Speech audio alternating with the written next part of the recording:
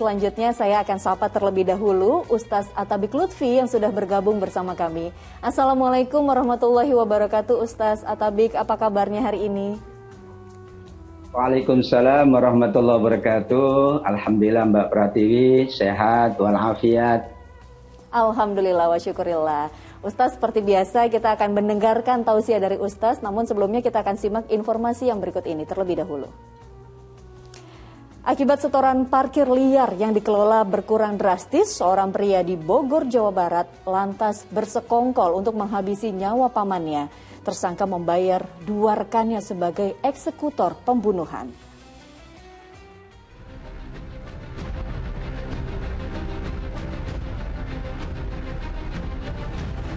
Warga berkumpul di pinggir Jalan Raya Transyogi, Cilengsi, Bogor, Jawa Barat, menyusul tewasnya seorang juru parkir usai diserang dua pria menggunakan senjata tajam. Ada dugaan penyerangan dilakukan oleh pelaku yang dikenal oleh korban atas nama Purnama alias Gopur. Warga yang menemukan korban terluka langsung membawanya ke rumah sakit, namun nyawanya tak tertolong. Ngelihat orang di sini berdarah, langsung tolongin, udah gitu aja. Guna penyelidikan, kepolisian meminta keterangan sejumlah saksi dan memeriksa CCTV di sekitar lokasi kejadian. 2 hari usai kejadian, jasad korban diserahkan ke pihak keluarga untuk dimakamkan usai menjalani autopsi di Rumah Sakit Polri Kramat Jati. Kesedihan dirasakan pihak keluarga yang tak menyangka Purnama tewas dengan kondisi mengenaskan. Ia meninggalkan seorang istri dan 2 orang anak yang masih kecil. Guna mengungkap misteri pembunuhan korban, polisi telah mengumpulkan bukti-bukti di lokasi dan memeriksa 10 orang saksi untuk dimintai keterangan. Hampir 2 pekan melakukan penyelidikan, polisi akhirnya menangkap 3 terduga pelaku pembunuhan di Sumedang dan Majalengka. 2 diantaranya dihadiahi timah panas oleh polisi karena melawan saat penangkapan. Ketiganya lalu ditetapkan sebagai tersangka. Ironisnya salah satu tersangka inisial AH ternyata keponakan korban.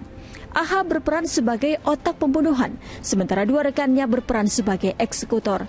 Keduanya diupah 5 juta rupiah oleh AH. Hasil pemeriksaan sementara, AH mengaku sakit hati terhadap sang paman karena mengambil alih lahan parkir liar yang ia kelola sehingga penghasilannya pun menurun drastis. Jadi awalnya adalah adanya penyampaian uang pungutan pengamanan parkir yang biasanya dikelola oleh tersangka pada 10 tahun ini. Nah, baru kemudian korban P ini masuk di 3 tahun sebelumnya, sehingga jatah yang biasanya diterima oleh korban, oleh tersangka ini berkurang. Yang mengejutkan, ternyata pembunuhan korban telah direncanakan oleh tersangka sejak tahun lalu. Pada 1 tahun yang lalu sudah direncanakan dengan perencanaan bahwasanya nantinya tersangka akan dilakukan eksekusi yang didahului dengan memberikan minuman keras. Kejadian berawal ketika tersangka mengajak korban menenggak minuman keras di pangkalan ojek. Saat korban terpengaruh minuman keras, AH lalu memanggil kedua eksekutor untuk beraksi. Dengan membabi buta, korban diserang menggunakan senjata tajam hingga mengalami luka di leher, punggung, dan paha hingga akhirnya tewas. Usai mengeksekusi korban, ketiga tersangka lalu melarikan diri. Polisi mengamankan sejumlah barang bukti berupa 2 senjata tajam dan 3 unit ponsel pelaku yang digunakan untuk berkoordinasi merencanakan pembunuhan. Ketiganya kini hanya bisa gigit jari karena terancam hukuman seumur hidup atau penjara 20 tahun atas pembunuhan berencana yang mereka lakukan. Tim Liputan Indosiar melaporkan.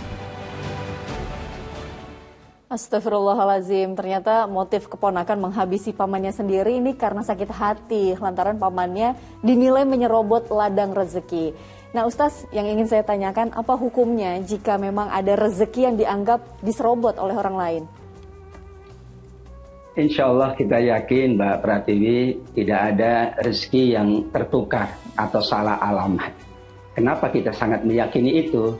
Bahwa di antara takdir Allah, ketetapan Allah untuk kita adalah persoalan rezeki, persoalan harta. Semuanya sudah ditetapkan satu persatu dengan lengkap, dengan sempurna, dengan bijaksana. Ketika manusia memaksakan sesuatu dari orang lain, maka suatu saat Allah akan menahannya. Mungkin di tempat yang lain dia akan tertahan dari rezekinya. atau manakala memaksakan kehendaknya. Dan itu tidak dengan cara yang halal, malah mendapatkan dosa dan hukuman dari Allah Subhanahu wa Ta'ala. Surat Fatir ayat yang kedua, Allah Subhanahu wa Ta'ala mengingatkan kita semua akan keimanan kita kepada takdir Allah, yaitu takdir rezeki kita. Ma yaftahillah linnas min rahmatin fala mumsikalah, wa ma yumsik fala mursilalahu min ba'di. Jika Allah menghendaki, apa yang Allah berikan kepada hamba-hambanya tidak mungkin ditahan oleh orang lain. Apabila Allah menahan pemberiannya kepada seseorang, maka orang tersebut juga tidak mungkin memaksanya. Atas dasar ini, maka para ulama mengatakan keimanan kepada takdir dalam konteks harta ini penting. Karena kerap persoalan harta memicu kerusuhan atau keributan. Bahkan tidak segan-segan pula ada manusia yang menghilangkan nyawa sahabatnya, keluarganya, bahkan tadi pamannya. Untuk itu, keimanan kepada takdir akan menguatkan seseorang agar dia tidak hasad, tidak iri, tidak dengki terhadap rezeki. Rezekinya sudah diatur, rezekinya sudah ditetapkan, tidak mungkin ada pertukaran, dan itu semuanya adalah merupakan bukti bahwa kita meyakini takdir Allah yang bernama rezeki. Semua kita sudah ditetapkan, semua kita sudah disiapkan rezekinya oleh Allah Subhanahu wa Ta'ala. Kita syukuri, kita juga jadikan rezeki Allah sebagai media kita untuk semakin kita banyak beribadah di sisi Allah. Masya Allah, sepakat Ustaz bahwa tidak ada rezeki yang tertukar, dan yang harus kita yakini adalah bahwa pintu rezeki itu datang dari yang tidak terduga-duga ya Ustaz ya. Masya Allah. Kita masih dari informasi kriminal.